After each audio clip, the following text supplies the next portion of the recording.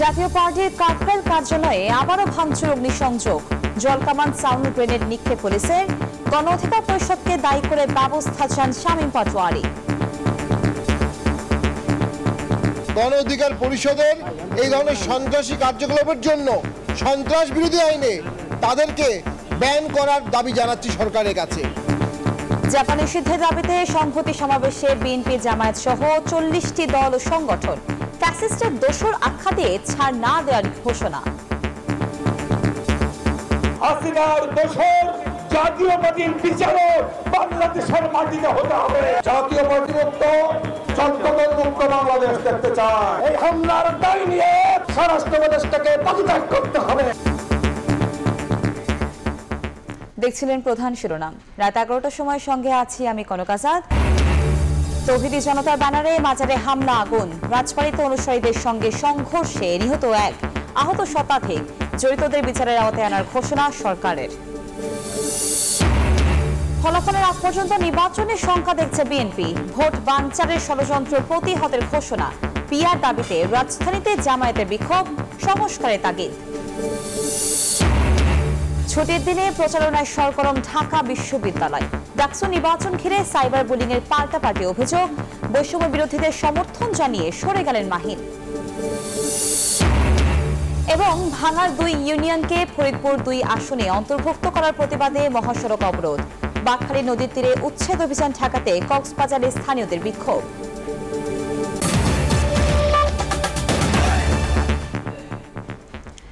এক সপ্তাহের ব্যবধানে আবারও জাতীয় পার্টির কেন্দ্রীয় কার্যালয়ে হামলা, ভাঙচুর ও অগ্নিসংযোগের ঘটনা ঘটেছে। টিয়ারশেল, সাউন্ড গ্রেনেড ও জলকামান নিক্ষেপ করে হামলাকারীদের ছত্রভঙ্গ করে দেয় পুলিশ। হামলার জন্য গণ অধিকার পরিষদকে দায়ী করে নিষিদ্ধ করার দাবি জানান জাপা মহাসচিব শামীম হায়দার পাটোয়ারি। জাতীয় পার্টির কেন্দ্রীয় কার্যালয়ে আবারও হামলা, ভাঙচুর ও অগ্নিসংযোগ।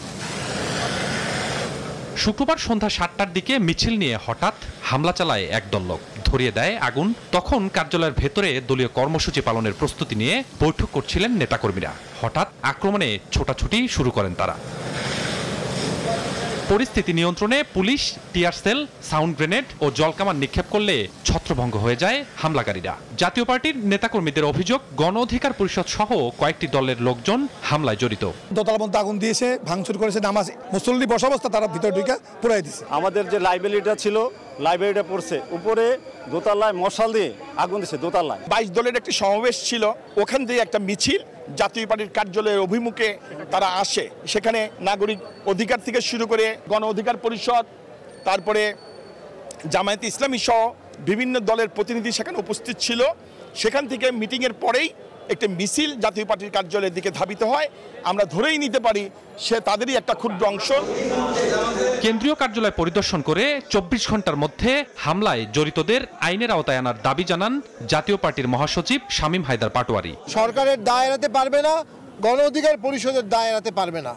আমরা গণ অধিকার পরিষদের এই ধরনের সন্ত্রাসী কার্যকলাপের জন্য সন্ত্রাস বিরোধী আইনে তাদেরকে ব্যান করার দাবি জানাচ্ছি সরকারের কাছে। হামলার পর জাতীয় পার্টির কেন্দ্রীয় কার্যালয় এলাকায় মোতায়েন রয়েছে আইন শৃঙ্খলা বাহিনী। স্বপন আহমেদ, সময় সংবাদ, ঢাকা। জাতীয় পার্টিকে নিষিদ্ধ করা সহ 3 দাবিতে রাজধানীর শাহবাগে সংহতি সমাবেশ করেছে 40টি দল ও সংগঠন। এতে অংশ নিয়ে বিএনপির যুগ্ম মহাসচিব হাবিবুন নবী খান সোহেল বলেন, শেখ হাসিনার মতো জাতীয় পার্টিরও বিচার করতে হবে। জামায়াতের সহকারী সেক্রেটারি জেনারেল রফিকুল ইসলাম খান বলেন, নুরুল হক নূরের ওপর হামলা জুলাই অক্ষ গণতন্ত্রের উপর আক্রমণ। স্বরাষ্ট্র উপদেষ্টা পদত্যাগ দাবি করেন গণ অধিকার পরিষদের সাধারণ সম্পাদক রাশেদ খান। জাতীয় পার্টি নিষিদ্ধের দাবি, গণ অধিকার পরিষদের সভাপতি নুরুল হক নূরের উপর হামলার বিচার ও স্বরাষ্ট্র উপদেষ্টার পদত্যাগ দাবিতে রাজধানীর শাহবাগে সংহতি সমাবেশ। শুক্রবার দুপুরে গণ অধিকার পরিষদের আয়োজনে এ সমাবেশে অংশ নেয় বিএনপি, জামায়াত সহ 40টি দল ও সংগঠন। 3 দফা দাবিতে ক্ষুব্ধ প্রতিক্রিয়া জানান বক্তারা। জাতীয় পার্টি বাংলাদেশে রাজনীতি করার কোনো অধিকার নাই। ফ্যাসিবাদের আত্মা এই দেশে রয়েছে। আমরা যদি একসাথ হয়ে রাস্তায় না নামতে পারি, একসাথ হয়ে না থাকতে পারি, কারোর রক্ষা হবে না। সমাবেশে অংশ নিয়ে জাতীয় পার্টিকে ফ্যাসিস্টের দোসর আখ্যা দিয়ে কোনো ছাড় না দেওয়ার ঘোষণা দেন বিএনপি, জামায়াত, এনসিপি ও গণ অধিকারের নেতারা। কোন একটি দলের উপর হামলা ছিল না, শুধু এই হামলা বাংলাদেশের উপর হামলা, এই হামলা বাংলাদেশের গণতন্ত্রের উপর হামলা, এই হামলা জুলাইয়ের রক্ষের বিরুদ্ধে হামলা। হাসিনার বিচার যেমন হবে বাংলাদেশে, হাসিনার দোষর জাতীয়বাদীর বিচারও বাংলাদেশের মাটিতে হতে হবে। ওই কুখ্যাত রাশেদ খান মেনন আর হাসানুল হক ইনুদের বিচারও বাংলাদেশের মাটিতে হতে হবে, এটি স্পষ্ট কথা। এই স্বরাষ্ট্র উপদেষ্টার অনুমতি ছাড়া, নির্দেশ ছাড়া নৌলাখদের উপর হামলা হয় না। এই হামলার দায় নিয়ে স্বরাষ্ট্র উপদেষ্টাকে পদত্যাগ করতে হবে। নূরের দল, গণ অধিকার পরিষদ এবং এনসিপি পরিবর্তন এনেছে, আমরা ঐক্যবদ্ধ থাকতে চাই। সমাবেশ শেষে নূরের উপর হামলাকারীদের চিহ্নিত করে দ্রুত বিচার সহ 3 দফা দাবি আদায়ে শপথ নেন সমাবেশে অংশগ্রহণকারীরা। আতাউর কাউসার, সময় সংবাদ, ঢাকা। রাজবাড়ীর গোয়ালন্দে মাজার শরীফে তৌহিদ জনতার ব্যানারে হামলা, ভাঙচুর ও অগ্নিসংযোগ করা হয়েছে। এতে একজন নিহত হয়েছেন, আহত হয়েছেন শতাধিক। অন্যদিকে রাজশাহীতে আজিজ ভান্ডারীর খানকা শরীফে তৌহিদি জনতার ব্যানারে খানকা শরীফ ভাঙচুরের ঘটনা ঘটেছে। ধাওয়া পাল্টা ধাওয়া, ইট পাটকেল নিক্ষেপ, ভাঙচুর ও অগ্নিসংযোগ। রণক্ষেত্র রাজবাড়ীর গোয়ালন্দ এলাকা। গত 23 আগস্ট গোয়ালন্দ পৌরসভার 5 নম্বর ওয়ার্ডে মৃত্যু হয় নুরুল হক নামে এক ব্যক্তির, যিনি স্থানীয়ভাবে নুরাল পাগলা হিসেবে পরিচিত ছিলেন। তাকে কবর দেয়া হয় মাটি থেকে 12 ফুট উঁচুতে। কাবা শরীফের আদলে কবর তৈরির অভিযোগ এনে এর প্রতিবাদে শুক্রবার জুমার নামাজের পর তৌহিদি জনতার ব্যানারে বিক্ষোভ হয়। উত্তেজনার এক পর্যায়ে নুরালের ভক্তদের সঙ্গে সংঘর্ষ হয় বিক্ষোভকারীদের। ভাঙচুরের পর আগুন দেয়া হয় মাজারে। এতে আহত হন উভয় পক্ষের শতাধিক। পরিস্থিতি নিয়ন্ত্রণের চেষ্টা করলে হামলা চালানো হয় পুলিশের ওপরও। ভাঙচুর করা হয় গাড়ি। পরে সেনাবাহিনী এসে নিয়ন্ত্রণে আনে পরিস্থিতি। গুরুতর আহতদের উদ্ধার করে নেওয়া হয় উপজেলা স্বাস্থ্য কমপ্লেক্স, রাজবাড়ী সদর ও ফরিদপুর মেডিকেলে। আমাদের দাবি একটাই ছিল, লাশটা নিয়ে যাও। লাশ দেওয়ার দেরি কারণে এই অরাজকতা হয়েছে। আর সর্বপ্রথম পুলিশ বাহিনী আমাদের জনতাকে আগে চেতাই দিছে। এদিকে রাজশাহীর পবায় আজিজ ভান্ডারীর খানকা শরীফে তৌহিদি জনতার ব্যানারে ভাঙচুরের অভিযোগ উঠেছে। পুলিশের উপস্থিতিতেই হামলা হয়েছে বলে অভিযোগ খানকা সংশ্লিষ্টদের। মাইকে অ্যালাউন্স করতে করতে এসে তারা নামাজ শেষ করে এসে তারা আমার এই দরবার শরীফে হামলা করেছে। গত 23 আগস্ট রাজধানীতে একটি অনুষ্ঠানে গত 1 বছরে সারা দেশে প্রায় শতাধিক মাজারে হামলা ও ভাঙচুরের ঘটনা ঘটেছে বলে দাবি করে আহলে সুন্নাত ওয়াল জামায়াত। সাহাল আব্দুল্লাহ আলভি, সময় সংবাদ। গোয়ালন্দে মাজারে কবর অবমাননা ও মরদেহে অগ্নিসংযোগের ঘটনায় তীব্র নিন্দা জানিয়েছে অন্তর্বর্তী সরকার। রাতে প্রধান উপদেষ্টার কার্যালয় থেকে পাঠানো বিবৃতিতে বলা হয়, অপরাধে জড়িতদের চিহ্নিত করে বিচারের আওতায় আনা হবে। কোনো ব্যক্তি বা গোষ্ঠী জবাবদিহিতার ঊর্ধ্বে নয় উল্লেখ করে বলা হয়, যারা এই ঘৃণ্য কাজের সঙ্গে যুক্ত তাদের উপযুক্ত শাস্তি নিশ্চিত করতে দ্রুত ও কঠোর আইনগত ব্যবস্থা নেওয়া হচ্ছে। এ ধরনের বর্বরতা কোনো অবস্থাতে সহ্য করা হবে না। এবার অন্য প্রসঙ্গ। ফলাফল ঘোষণার আগ পর্যন্ত নির্বাচন নিয়ে শঙ্কা রয়েছে। এই শঙ্কা দূর করার দায়িত্ব সরকারের বলে মন্তব্য করেছেন বিএনপির নেতারা। এ সময় ভোট বানচালের ষড়যন্ত্র প্রতিহতের ঘোষণা দেন তারা। বলেন, ক্ষমতায় গেলে প্রথম দিন থেকেই রাষ্ট্র সংস্কারের কাজ শুরু করবে বিএনপি। ভোটের সময় নিয়ে রাজনৈতিক দলগুলোর মতপার্থক্য আগামী নির্বাচনের আগে নতুন করে সংশয় তৈরি হচ্ছে। এমন তর্ক বিতর্কে সংকট বাড়ছে রাজনৈতিক মহলে। শুক্রবার সকালে জাতীয় প্রেস ক্লাবে বিএনপির 47তম প্রতিষ্ঠাবার্ষিকী উপলক্ষে আলোচনা সভায় যোগ দিয়ে বিএনপি চেয়ারপারসনের উপদেষ্টা জয়নুল আবদিন ফারুক বলেন, আওয়ামী লীগের সাথে আঁতাত করে যদি কেউ নির্বাচন বানচালের চেষ্টা করে তাহলে জনগণ তাদের প্রতিহত করবে। আওয়ামী লীগের আবারও দিল্লির প্ররোচনায় বাংলাদেশের কিছু লোক যদি আবার আওয়ামী লীগের সাথে আঘাত করে এই প্রফেসর ইউনূস সরকারের একটি নির্বাচনকে বানচাল করার চেষ্টা করেন, জনগণ প্রতিহত করবে। এদিন পল্টনে ডিপ্লোমা মেডিকেল অ্যাসোসিয়েশনের এক অনুষ্ঠানে বিএনপির স্থায়ী কমিটির সদস্য গয়েশ্বর চন্দ্র রায় বলেন, ফলাফল ঘোষণার আগ পর্যন্ত নির্বাচন নিয়ে শঙ্কা রয়েছে, এই শঙ্কা দূর করার দায়িত্ব সরকারের। ডক্টর মোহাম্মদ ইউনূসের আন্তরিকতার অভাব আমি বলবো না, আর নির্বাচন কমিশনেরও আন্তরিকতার অভাব বলবো না, কারণ সরকারের ভিতরে সরকার আছে। প্রধান উপদেষ্টার কথা বলে একটা, ওনার কি বলে আরেকটা। যতদিন পর্যন্ত নির্বাচন না হবে, ফলাফল ঘোষণা না হবে, ততক্ষণ পর্যন্ত এই জনগণের এই আশঙ্কা কাজ করবে। এই আশঙ্কা কিভাবে সরকার দূর করবে তার ম্যাটার। এদিন সিলেট জেলা শিল্পকলা একাডেমিতে বিএনপির প্রয়াত অর্থমন্ত্রী এম সাইফুর রহমানের ১৬তম মৃত্যুবার্ষিকী উপলক্ষে আয়োজিত স্মরণ সভায় যোগ দেন বিএনপির স্থায়ী কমিটির সদস্য ডক্টর মঈন খান। তিনি বলেন, মধ্যম পন্থাই সর্বোত্তম পন্থা, বিএনপি সে পন্থায় রাজনীতি করে। আমরা বিএনপি যারা করি, আমরা যারা জাতীয়তাবাদী বিশ্বাস করি, আমরা মধ্যপন্থার রাজনীতি করি। অনেকে আমাদের দুর্বল মনে করে, কিন্তু আমাদের দুর্বল মনে করুক বা সবল মনে করুক, মধ্যপন্থায় যে সর্বোত্তম পন্থা, এটা কিন্তু কেউ অস্বীকার করতে পারে।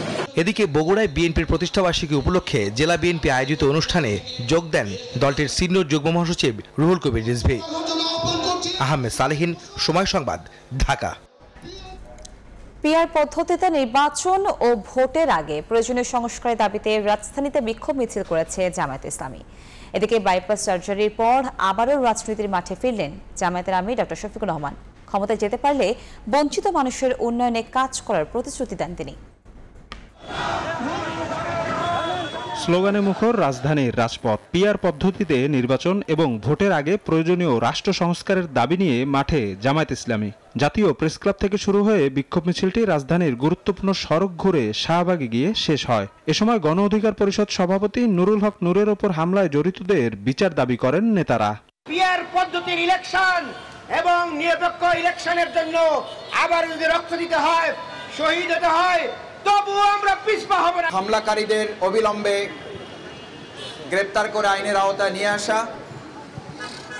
এবং 14 দল সহ জাতীয় পার্টি তাদের নিবন্ধন বাতিল সহ তাদের নিষিদ্ধ করার দাবি। এদিকে বাইপাস সার্জারির শেষে প্রথমবার জনসমক্ষে এলেন জামায়াতের আমির ডাক্তার শফিকুর রহমান। শুক্রবার রাজধানীর মিরপুরে উদ্বোধন করেন ফ্রি মেডিকেল ক্যাম্প। বক্তব্যে তিনি ভয় শঙ্কামুক্ত বাংলাদেশ বিনির্মাণ করতে জনগণকে জামায়াত ইসলামের পাশে থাকার আহ্বান জানান। ক্ষমতায় গেলে সব পরিষেবায় বঞ্চিতরা অগ্রাধিকার পাবেন বলেও জানান তিনি। আমরা কথা বলি নাগরিকদের জন্য, আমরা কাজ করি নাগরিকদের জন্য। আমার বাংলাদেশের চিকিৎসা নেওয়াটা ছিল, যারা অল্প কিছু হলেই হাঁচি কাশি হলেই বিদেশে দৌড় দেন, তাদের সেই উদ্যোগের প্রতিবাদ। ভাই বন্ধু, মা বোন, মেয়ে সত্যিই যদি ভয় মুক্ত শঙ্কামুক্ত একটি মায়াবী মানবিক বাংলাদেশ চান, অতীত যা হয়েছে হয়েছে, কিন্তু ভবিষ্যতে আমরা জেনে বুঝে নিজেদের কপাল এবং কিসমতের সিদ্ধান্ত নেব। আগামীতে তার দলের যারা নির্বাচিত হবেন তারা সরকারি কোনো অতিরিক্ত সুবিধা গ্রহণ করবেন না বলেও জানান জামায়াত আমির। যে সমস্ত সুযোগ সুবিধা আছে তার কতটুকু না নিয়ে করা যায় তাও আমরা বিবেচনা। শফিক মুন্সি, সময় সংবাদ, ঢাকা। ডাকসু নির্বাচনের প্রচারণার বাকি আর মাত্র 2 দিন। ছুটির দিনে মসজিদে মসজিদে ভিন্ন ধর্মী প্রচারণা চালান প্রার্থীরা। পাল্টাপাল্টি অভিযোগ তোলেন তারা। এদিকে আবু বাকের মজুমদারকে সমর্থন করে সরে দাঁড়ালেন মাহিন সরকার। জুমার নামাজ শেষ হতেই হলগুলোর মাঠে মাঠে নির্বাচনী আমেজ। বিভিন্ন প্যানেল আর স্বতন্ত্র প্রার্থীরা নিজ নিজ লিফলেট হাতে ভোটারদের সঙ্গে করেন কুশল বিনিময়, তুলে ধরেন নিজেদের ইস্তেহার। শুক্রবার দুপুরে হাজী মোহাম্মদ মহসিন হলে জুমার নামাজ আদায় করেন ছাত্রদল সমন্বিত প্যানেলের ভিপি প্রার্থী আবিদুল ইসলাম খান। ভোটে জিতলে নতুন আবাসিক হল তৈরি সহ নানা প্রতিশ্রুতি দেন তিনি। অভিযোগ তোলেন অপপ্রচারের। যে প্রার্থীগুলোকে রাজনৈতিকভাবে মোকাবিলা করতে ব্যর্থ হয়ে অপপ্রচারে একটা গোষ্ঠী নেমেছে, তো সেইটা নিয়ে বিশ্ববিদ্যালয় নির্বাচন কমিশনের কাছে আমরা গিয়েছি, জানিয়েছি, কিন্তু তারা এখনো পর্যন্ত এই জায়গাটাতে মোটামুটি ভালোভাবে ব্যর্থতার প্রমাণ দিয়েছে। পাশেই মাস্টার দা সূর্য সেন হলে নামাজ শেষে প্রচারণা চালান শিবির সমর্থিত ঐক্যবদ্ধ শিক্ষার্থী জোটের ভিপি প্রার্থী। শিক্ষার্থীদের কাছে তুলে ধরেন নিজের ইস্তেহার। প্রশাসনের বিরুদ্ধে অসহযোগিতার অভিযোগ করেন সাদিক কায়েম। আমাদের যারা নারী প্রার্থী আছে তাদের বিরুদ্ধে ক্রমাগত সাইবার বুলিং হচ্ছে। সাবিকুন নাহার তামান্নার ছবি বিকৃত করা হয়েছিল, আমরা লিখিত অভিযোগ দিয়েছি। কিন্তু এখন পর্যন্ত বিশ্ববিদ্যালয় প্রশাসন কোনো ধরনের কার্যকর উদ্যোগ গ্রহণ করেনি। প্রচারণা চালান বৈষম্য বিরোধী শিক্ষার্থী সংসদের ভিপি প্রার্থী আব্দুল কাদেরও। তিনি বলেন, অভ্যুত্থানের পক্ষের সব শক্তি এক থাকলে অপশক্তি সুযোগ পাবে না। একই সঙ্গে সাইবার বুলিং এরও অভিযোগ করেন তিনি। বাহিনীর সিদ্ধান্তকে সাধুবাদ জানাই। আমরা মনে করি গণ অভ্যুত্থানের শক্তি এক থাকলে গণ অভ্যুত্থানের যে অপশক্তি আছে তারা আর কোনো সুযোগ পাবে না। এর আগে প্রতিদ্বন্দ্বী বৈষম্য বিরোধী শিক্ষার্থী সংসদের জিএস প্রার্থী আবু বাকের মজুমদারকে সমর্থন জানান সমন্বিত শিক্ষার্থী সংসদের জিএস প্রার্থী মাহিন সরকার। সকালে মধুর ক্যান্টিনে সংবাদ সম্মেলনে এ ঘোষণা দেন তিনি। আবু বাকের মজুমদারের বিজয়ী, মাহিন সরকারের বিজয় বলে সূচিত হবে। আমাদেরকে নানাভাবে সাজেস্ট করেছিলেন যে আমরা যাতে একত্রে মুভ করি, যে কোনো ফরম্যাটে হোক। মাহিন ভাই সেই জায়গায় সহযোগিতা করেছেন। এদিকে বিকেলে মধুর ক্যান্টিনে সংবাদ সম্মেলনে সমন্বিত শিক্ষার্থী সংসদ প্যানেলের ভিপি প্রার্থী জালালউদ্দিন মোহাম্মদ খালিদ দাবি করেন, নানা দিক থেকে চাপের কারণে মাহিন সরকার প্যানেল ছাড়তে বাধ্য হন। তাদের প্যানেল ভাঙার ষড়যন্ত্র হচ্ছে বলেও অভিযোগ তার। তার এলাকায় হচ্ছে তাকে প্রচুর প্রেসার দেওয়া হচ্ছে, হুমকি ধমকি দেওয়া হচ্ছে। এলাকায় যে তার নেতাকর্মীরা আছে তারা কল করে কান্নাকাটি করছে, যার কারণে তার জন্য নির্বাচনে টিকে থাকা অনেক মুশকিল হয়ে পড়ে। নির্বাচনে ভোটাধিকার প্রয়োগে কালক্ষেপণ না করে অন্যদের ভোটদানের সুযোগ করে দেওয়ার আহ্বান জানান ডাকসু চিফ রিটার্নিং কর্মকর্তা অধ্যাপক ডক্টর মোহাম্মদ জসিমউদ্দিন। যার যতটুকু সময় লাগে অতটুকু সময়ের ভিতর যাতে ভোটদান প্রক্রিয়া শেষ করে অন্যকে সুযোগ দেওয়ার জন্য এই অনুরোধটুকু আমাদের প্রিয় ছাত্রছাত্রীদের প্রতি আমাদের থাকবে। তফসিল অনুযায়ী 7 সেপ্টেম্বর রাত পর্যন্ত প্রচারণার মাঠে থাকতে পারবেন প্রার্থীরা। এবারে ডাকসু নির্বাচনে ভোট দেবেন 39,775 জন ভোটার। শফিকুজ্জামান রুবেল, সময় সংবাদ, ঢাকা। সেপ্টেম্বর অক্টোবরে বাড়তে পারে ডেঙ্গুর প্রকোপ। জ্বর হলে প্যারাসিটামল ছাড়া কোনো অ্যান্টিবায়োটিক না খাওয়ার পরামর্শ স্বাস্থ্য বিশেষজ্ঞদের। আর সতর্কতা হিসেবে জ্বরের দ্বিতীয় দিনে করাতে হবে পরীক্ষা। ডিএনসিসি হাসপাতাল, মহাখালী। সম্প্রতি এই হাসপাতালে বেড়েছে ডেঙ্গু আক্রান্ত রোগীর সংখ্যা। শুরুতে জ্বর, বমি ও তীব্র শরীর ব্যথা নিয়ে আসছেন বেশিরভাগ রোগী। 15 দিন জ্বরে ভোগার পরে ওনারে মুন্সিগঞ্জে ভর্তি করার পরে মুন্সিগঞ্জে রাখছে। গতকালকে রাত্রে আর কি ওনার এখানে 5 দিন ধরে আমার চাচার আর কি জ্বর ছিল। জ্বর থাকার পরে আপনার গতকালে ব্লাড মাল্টিনেস 55,000 ছিল। শরীর ব্যথা ছিল আর ইয়া ছিল, প্রেশার লো হয়ে গেছে একবার। চিকিৎসকরা বলছেন, ডেঙ্গুর প্রথম লক্ষণ যেহেতু জ্বর, তাই অনেকেই চিকিৎসকের কাছে না গিয়ে নিজ থেকেই ওষুধ খেয়ে ডেকে আনছেন বিপত্তি। তাই জ্বরের দ্বিতীয় দিনই ডেঙ্গু পরীক্ষা করানোর পরামর্শ চিকিৎসকের। ডেঙ্গু বা চিকুনগুনিয়া যেটাই হোক না কেন, এটা তো আসলে প্রথম 5 দিন তো শুধু প্যারাসিটামল এবং প্রচুর পরিমাণে পানি, তরল খাবার খাবে, এটাই কিন্তু চিকিৎসা, মূলত চিকিৎসা। তো এটার জন্য তো আসলে ফার্মেসির ওদিকে গিয়ে অনেক বেশি ওষুধ খাওয়া, অ্যান্টিবায়োটিক খাওয়া, এগুলো কিন্তু আসলে কোনো প্রয়োজন নাই। বরং বেশি ওষুধ খেলে আরও খারাপ প্রভাব পড়ার সম্ভাবনা বেশি। চলতি বছরে ডেঙ্গুতে সবচেয়ে বেশি মৃত্যু হয়েছে ঢাকা দক্ষিণ সিটি কর্পোরেশনে, আর ঢাকার বাইরে মারা গেছে বরিশাল ও চট্টগ্রাম বিভাগে।